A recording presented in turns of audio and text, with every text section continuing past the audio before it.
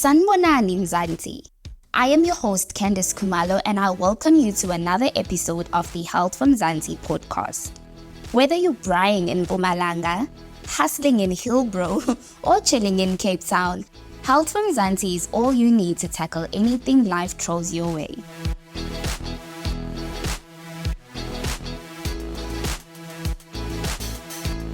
Today, we dive into the potential health risks associated with plant-based diets. Now, the idea of potential risks in plant-based diets might surprise some listeners. However, joining me to shed light on this topic is dietitian Masodi Makhafola from Limpopo, who aims to provide evidence-based nutrition information and help people have a good relationship with food. Masodi, welcome to the Health from Mzansi podcast. It's an honor to be chatting to you today.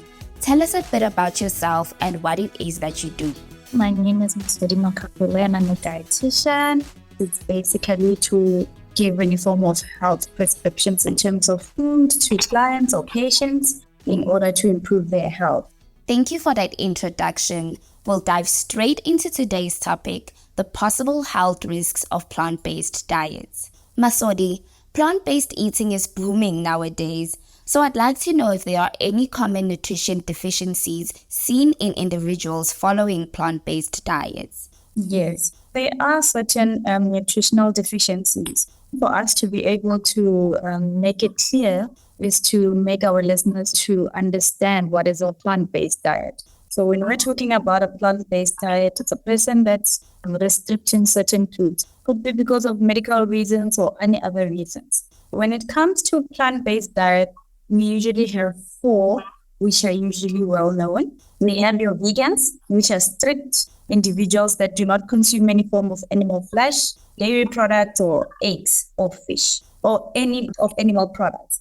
And then you also have what we call an ovo-lacto-vegetarian. So these are vegetarian who do not consume animal flesh, but consume dairy products or eggs. Then the other one, you have your lacto-vegetarian. Lacto-vegetarians, they also do not consume any form of animal flesh, but consume dairy products. They don't consume any form of eggs or animal products, but consume dairy products. And then your ovo-vegetarians, it's just the opposite of lacto.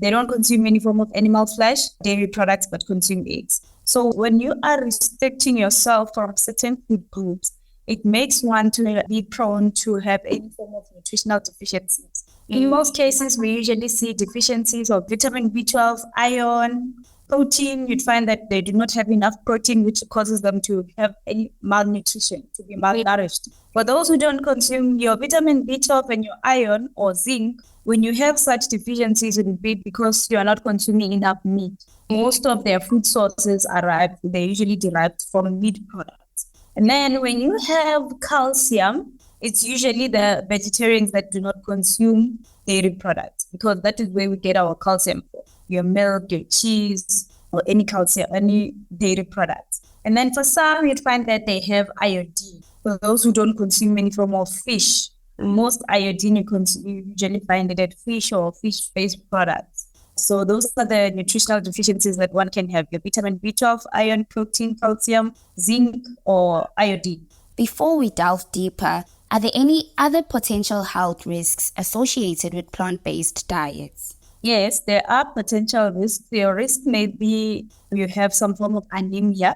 We have different types of anemias. It can be iron because of your lack in iron, which can cause iron deficiency anemia, or it can be vitamin B12. That's another type of anemia that we also have. In some cases, we usually see a hormonal imbalance because of malnutrition or having deficiencies. Some people usually also present with depression due to you missing or not having enough nutrients or certain nutrients. Nutrients such as iron, your vitamin B12, and iodine, they usually cause mood alterations. So the mood alterations may be due to how your neurotransmitters in the brain are not functioning properly because of your lack of nutrients. And generally, we usually just have potential risk maybe because of malnutrition. Each and every vitamin or nutrient that you have, you're not taking the daily recommended amount of it. So it's just having some form of malnutrition. Masodi, are there any benefits then of plant-based diets that may outweigh the risks for some individuals? Yeah, there is benefits. If you are going to consume a plant-based diet, you are certainly avoiding having a high cholesterol. With most meat, especially red meat, they usually make people to be prone to a high cholesterol because of the fat that's on the side. And some will find that even go to an extent of frying the food. But if you're going to be consuming a plant-based diet, you know that your cholesterol will be lowered, your body mass index will be lowered, your weight will be maintained. You will avoid having any form of lifestyle diseases such as your cardiovascular diseases or diabetes mellitus. Your digestion will be improved and metabolism because you'll be taking in a high fiber diet. You have a good blood pressure. Those are the benefits that come about when you're consuming a plant-based diet. It's not just only when you're consuming a plant-based diet, but you can also achieve this when you are eating while you're consuming even meat as well. It's just that we need to balance it. Masodi, as more and more people embrace plant-based diets, what strategies can be employed to ensure adequate intake of important nutrients and protein on a plant-based diet? I think what you can do is to consult with your nearest dietitian and what I'm thinking of choosing this route of a plant-based diet. And also when you go to a dietitian, they'll be able to tell you the pros and cons. And if you are having a specific condition that requires you to shift to a plant-based diet, the dietitian can thus balance your daily nutrients that you need to have. And another thing, it will also depend on what type of plant-based diet that you're going through. If we're going to have someone who wants to start on being a vegan, obviously we'll try to ensure that the foods that we tailor out for the meal plan will be those that will ensure that your vitamin B12s are met, your proteins are met, and if necessary, there will be a prescription of supplements to ensure that you meet your daily nutritional requirements to avoid any form of potential health risk or you worsening your condition or whatnot. So in closing, how would you advise someone considering transitioning to a plant-based diet, and what steps can they take to minimize potential health risks? I really don't have a problem with that. I prefer, having a variety of foods on your plate. So if someone is against having any form of meat or any form of dairy product, like I said before, we look into the type of plant-based diet that we have, and obviously we'll try to work about it to ensure that there must be a variety of foods. Try to also, again, go to a dietitian to see what are your daily requirements, because my requirements and your requirements won't be the same. We'll need to have a meal plan that is tailored out for us. We'll need to educate that person in terms of how to balance their plate on different days. We need to also educate the importance of consuming a specific nutrient. We need to educate the person on where can they find the food sources of a specific nutrient or of different nutrients to layer out their plate. Thank you so much for joining this week's episode of the Health from Zanzi podcast.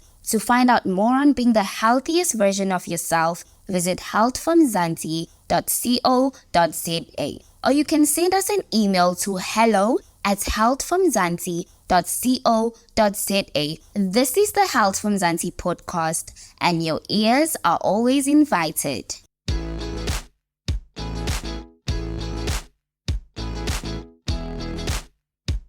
Remember that plant-based diets are not a one-size-fits-all approach. So careful meal planning and considering professional guidance can help you create a plan that meets your individual dietary needs to reduce possible potential health risks. Stay healthy and fancy. I am your host, Candice Kumalo. Until next time.